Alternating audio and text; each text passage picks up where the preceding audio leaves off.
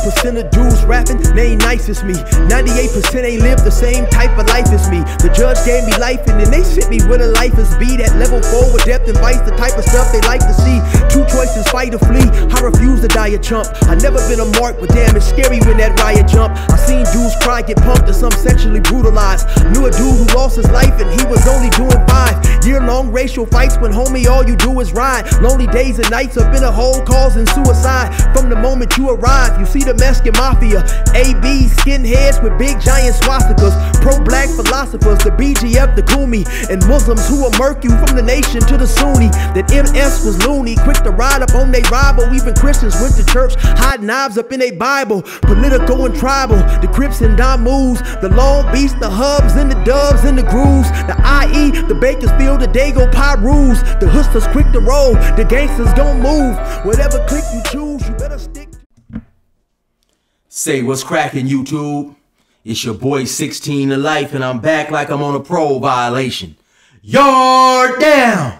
Now, for those of y'all that's new to my page, in 1994, I got arrested. I was eventually sentenced to 16 years plus life, and I served 24 years straight in the California prison system.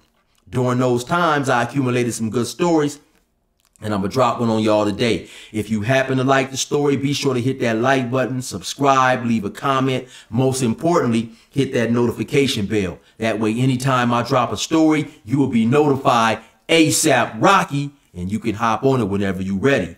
Also, like I told y'all, man, I be rapping. The flow is none like Curtis Blow. That's me getting cracking on the intro. Also, if you want to check out the rest of my music, be sure to go to my YouTube playlist, scroll down to gas stations, and you can check me out there.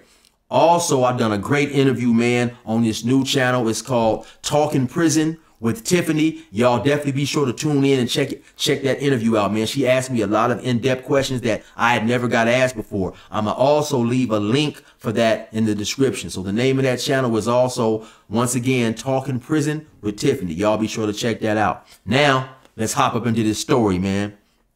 This story right here takes place at CMC East, probably about 2012, 2013. I don't know, somewhere up in there, man. You know, like I tell y'all in a lot of my stories, though, I'm from the Inland Empire. The Inland Empire is two counties, the San Bernardino County and Riverside County, and all the cities within those counties.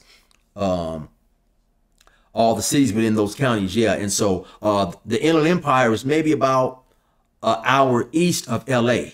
And so, you know, in LA is much bigger. You know, you have different gangs, different hoods who don't get along with each other and stuff. But I say all that to say, you know, by me being from the Inland Empire, those beefs are not my issues. So, you know, you may have this gang and that gang and they not talking. Sometimes they'll speak, sometimes they're cordial. It all just depends on the maturity of the individuals. But my point of bringing that up is that's not my problem. So, you know, I may talk to a couple of these dudes. I may be cool with a few of those dudes and a few of those dudes. It all just depends on, you know, if we happen to find something in common. We might play basketball together or rap together or chess or whatever, you know what I'm saying? So, you know, for the most part, like I say, I'm not affected by all that type of stuff. So, while I happened to be on the tier one day, man, they moved this young dude right next door to me, man. This dude was a cool young dude, man, from a predominantly big Crip hood, you know what I'm saying? And so by him being my next door neighbor, you know, we would talk a little bit. He was a young dude, you know, then we started to talk more. He'd come to the cell, hang out. Hey, OG, let me get a bag of rice or something like that. He was a cool dude, man. So we kick it, you know, whatever. So we, you know, we got pretty cool.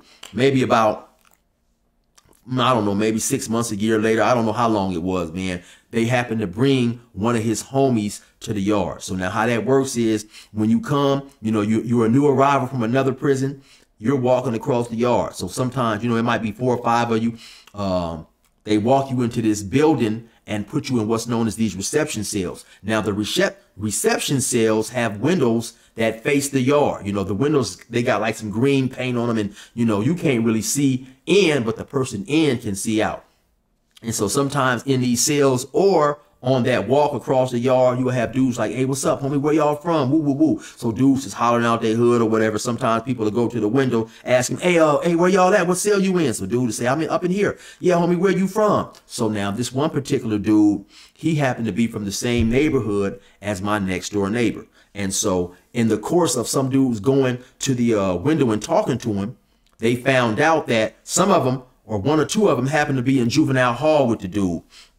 And his parents was El Salvadorian, so he was too, but he spoke perfectly good English or whatever, and he was banging a Crip hood, you know. But in juvenile hall, I guess the essays up in the day was pressing him about him being a dude of Latin or Hispanic descent, claiming a black gang, and so he stopped claiming that gang. You know what I'm saying? And so now he's back here at this prison claiming the gang again. So you know, there was a little bit of debating going on, and I find this out through my next door neighbor about what they was gonna do with it.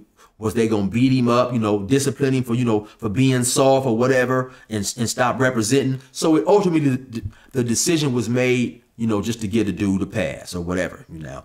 So even though they gave him a pass, when he hit the yard, of course, you had, you know, some of his homies who looked at him like soft for that, you know what I'm saying? So he was already one strike against him. Then unfortunately, when you in prison, sometimes, man, some of the biggest wolves, some of the biggest predators and bullies will be from your own hood. If you not official, you not about that life, or you done something where you got a few marks on your name and people see you as soft, your own homies will take advantage of you in every way possible, you know.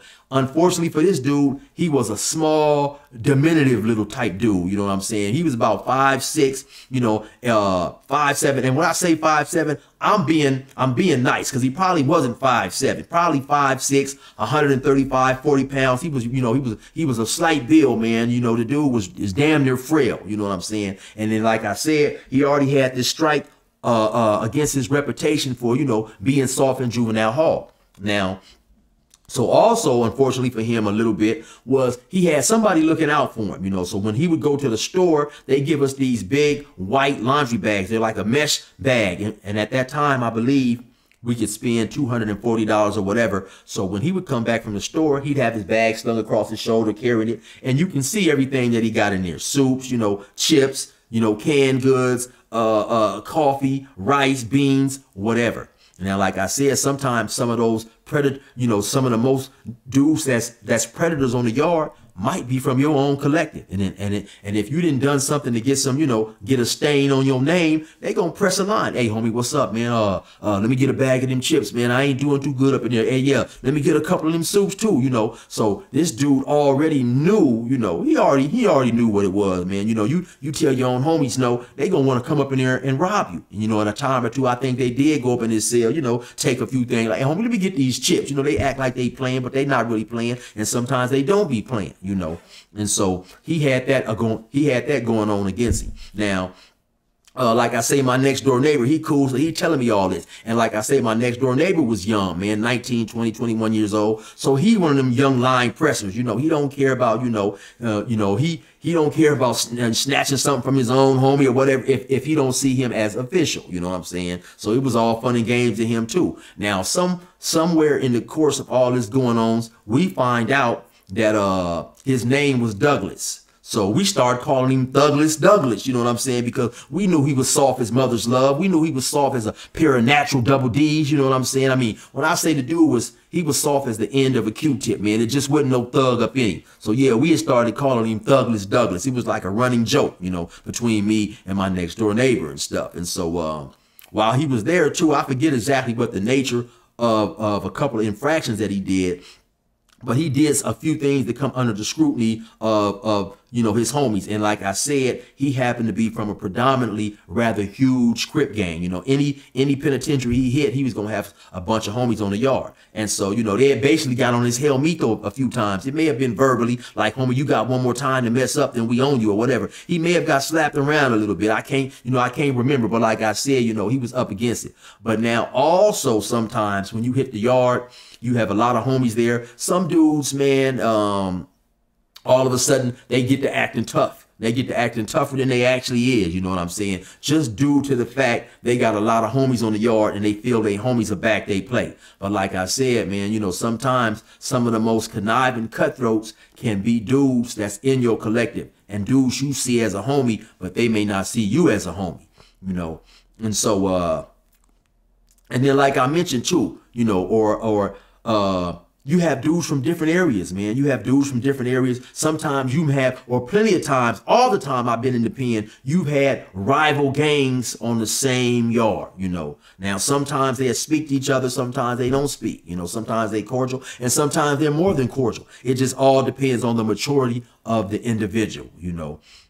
So that's how it's always going to be, you know. Now, you know, you have dudes walking around with tattoos and stuff like that some people call eye busters. Eye buster is like you happen to have a tattoo, you got somebody else's hood crossed out on you. Basically, you're saying that, you know, this hood right here, when you crossing out, you basically saying that, I kill these dudes. People from this gang, I'm a killer of people from this gang. Now, it all depends, once again, on the individuals. Sometimes the people on the yard may trip for you for having a tattoo like that. Sometimes they'll get at some of your homeboys that they can talk to. Hey, tell your homie to, you know, cover that up. It's disrespectful. But if you on the yard, you've been on the yard for 2 months, right?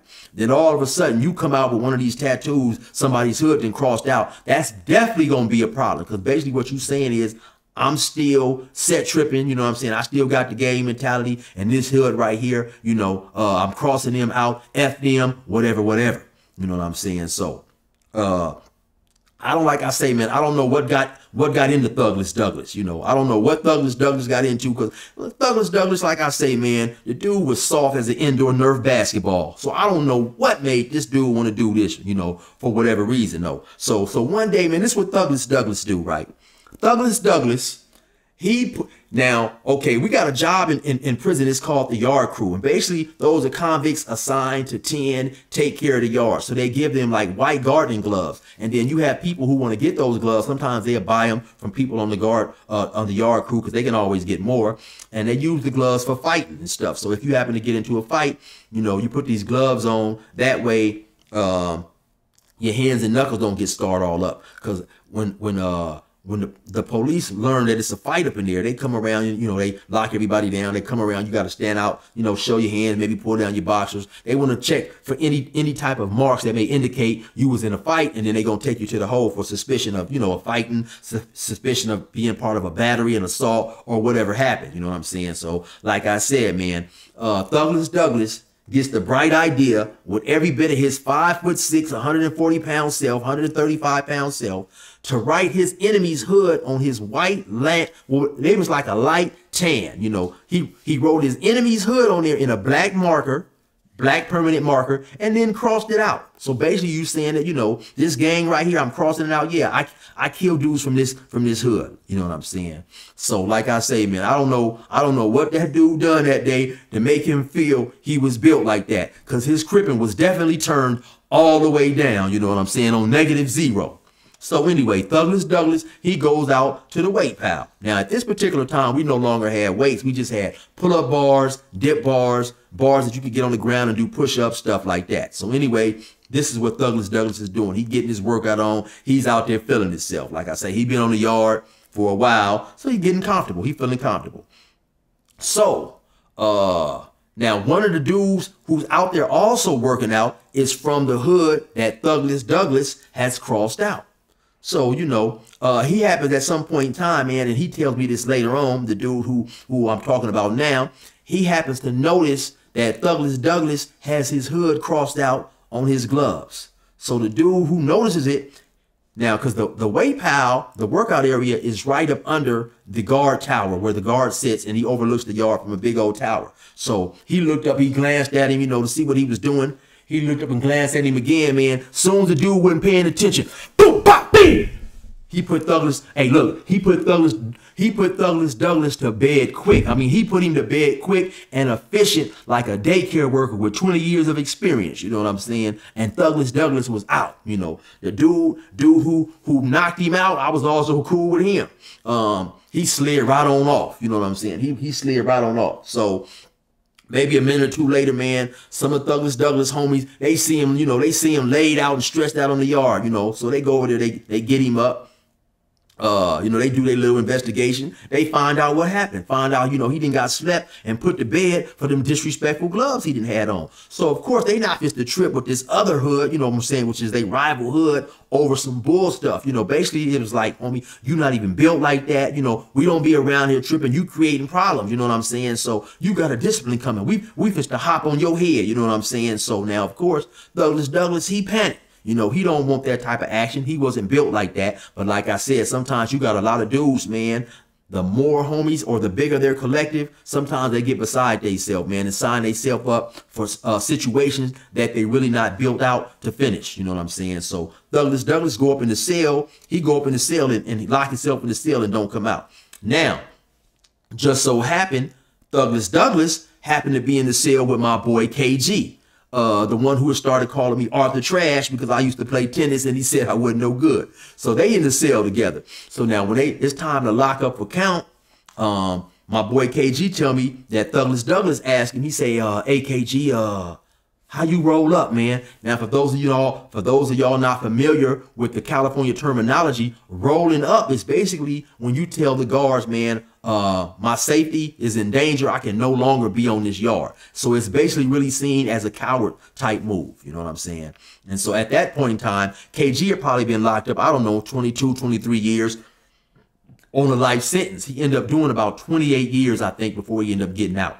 So anyway, KG tell him, man, how the hell am I supposed to know? I ain't never rolled up before. Don't plan on rolling up. You know what I'm saying? So now it's count time is going on. So it was a police by the name of Webster. So when Webster stopped at the cell to do the count, old Douglas, he say, hey Webster, excuse me, man, I can't be here no more. So Webster like, oh, what's going on, man? You guys having a problem up in here? Douglas, he say, no, it's not an issue with me and my cellie, man. It's just something happened. I can no longer be on the yard no more. So Webster told him, okay, man, hold on, you know. So I guess he finished counting or whatever. He came back 30, 40 minutes, whatever it was, you know, told him to step out. They handcuffed old Douglas, walked him across the yard. You know what I'm saying? He was never seen again. So Douglas, if you out there, man, stay in your place next time. You already knew you wasn't built for stuff like that, man. Unfortunately, my next door neighbor, I heard about 2 or 3 years later, man, he got out. Unfortunately, man, he got out. He got shot and got killed, man. So he was a good dude, man. My boy, you know, man, you know, when I heard it, you know, it hurt me, man. That was my partner, man. So I even looked it up, man. I just happened to look his name up and see if it would pop up. And sure enough, man, there was an article on him, man. So rest in peace to my boy, man. You know, I hate to see that happen to him. He was a young, good dude, always had a big smile on his face. All that type of stuff, man. So anyway, you already know what it is, man. Sometimes you think your banging is like that, but it's really not like that, man. You already know what it is. It's your boy 16 to life. Resume normal.